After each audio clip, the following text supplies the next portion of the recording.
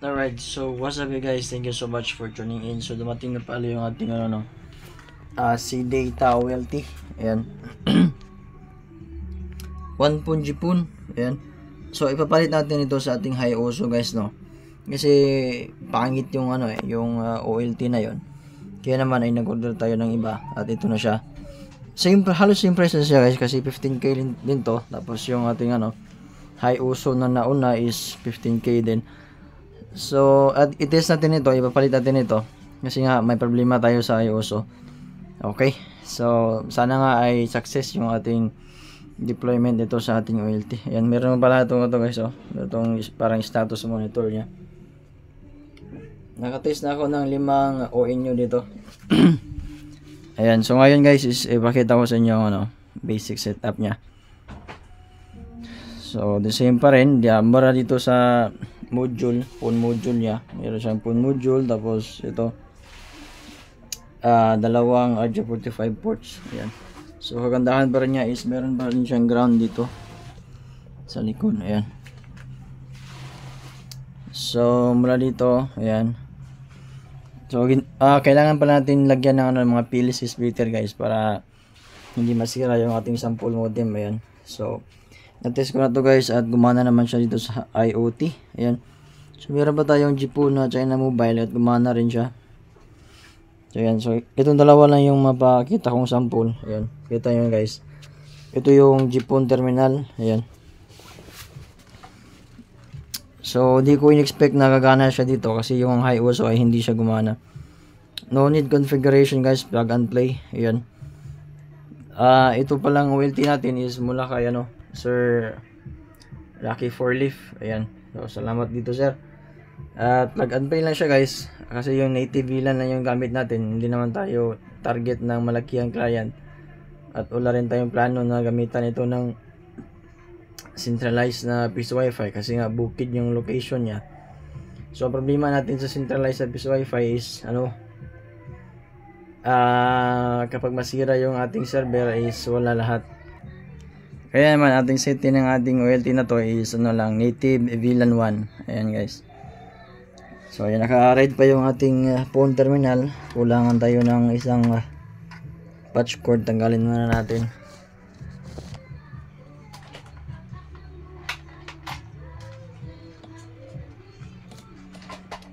Ayan, so for testing pa to guys, bukas siguro i-test natin to kung ano ang kaibahan niya doon sa high uso na built-in yung first video natin sa OLT. So kung meron ba siyang lamang, the same setup i-test natin. Yan. So nawala na yung red. Yan, po na siya. Okay, so ayun guys.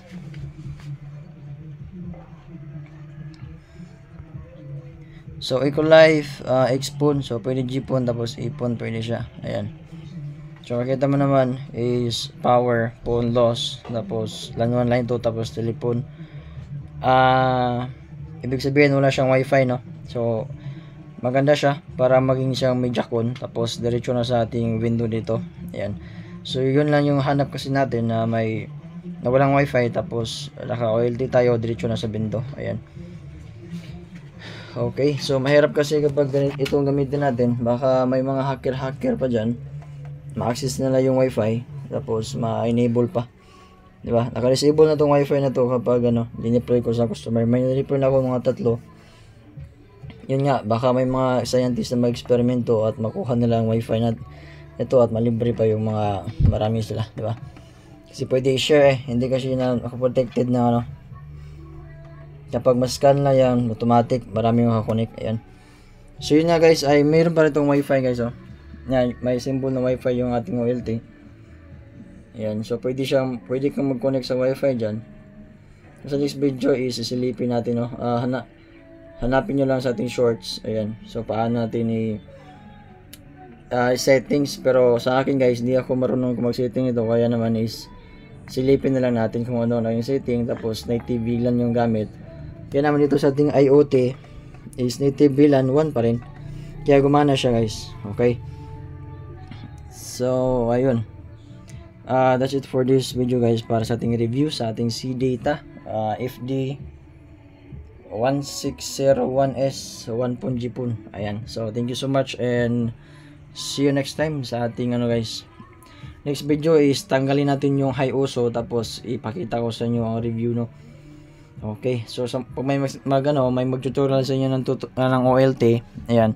So tapos salpak dito, salpak doon, ganito. Tapos testing, okay na reading. Huwag kayong maniwala guys, scam lang yun. Oh, sobrang layo ng diferensya kapag naka-actual na yung deployment. Grabe. Lalo na para sa ating mga beginners, wala pa tayong fusion machine, so mahirap mag-OLT.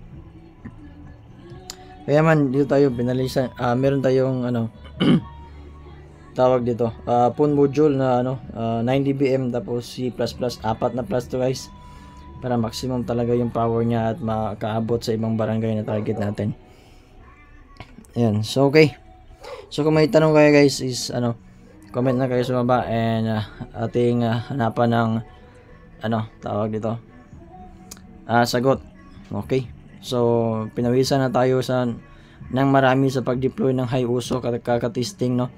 Kasi nga iba talaga yung dito lang sa testing dito tapos doon sa actual deployment sobrang layo ng diferensya guys. Ayan. So yan lang yung masabi ko. See you next time and God bless sa ating pag-OLT. Okay.